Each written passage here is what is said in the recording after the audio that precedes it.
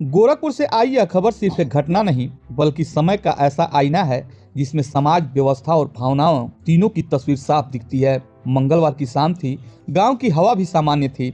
लोग अपने अपने कामों में व्यस्त थे।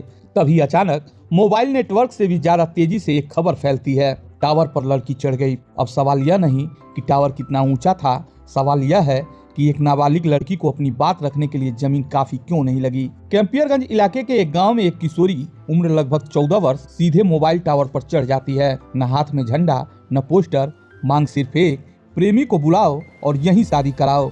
अब जरा ठहरिए, यह कोई फिल्मी सीन नहीं, यह रियल लाइफ है, जहां बैकग्राउंड म्यूजिक की जगह लोगों की भीड़ है और क्लाइमेक्स में पुलिस की समझाइश। किशोरी काफी समय से शादी की जिद कर रही थी, परिजन मना कर रहे थे और जब घर में बात नहीं बनी तो बात सीधे टावर तक पहुंच गई। आजकल बच्चों के पास दो रास्ते हैं, या तो मोबाइल पर चढ़ो या सीधे मोबाइल टावर पर। पुलिस के मुताबिक यह कोई अचानक उठाया गया कदम नहीं था, पूरा प्लान था। दोस्तों को पहले से पता था, प्रेमी को बुलाने की कोशिश पहले से चल रही थी, मतलब इमोशन के साथ साथ मैनेजमेंट भी पूरा। जैसे ही किशोरी टावर पर चढ़ी, गांव में अफरा तफरी मच गई।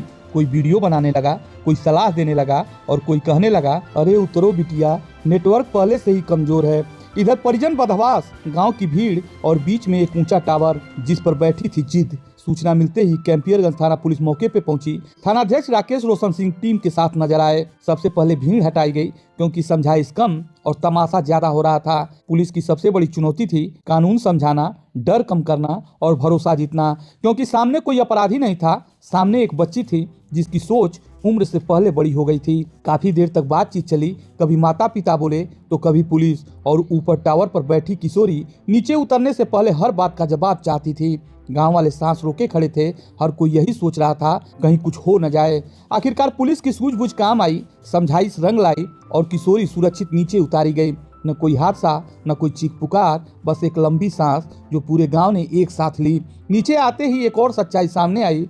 किशोरी नाबालिग थी, उम्र करीब 14 साल। इसके बाद मामला भावनाओं से निकलकर कानून के दायरे में आ गया। पुलिस ने साफ किया, नाबालिग की शादी अपराध है, चाहे वह जमीन पर हो या टावर पर। बाल संरक्षण कानून के तहत प्रक्रिया शुरू की गई।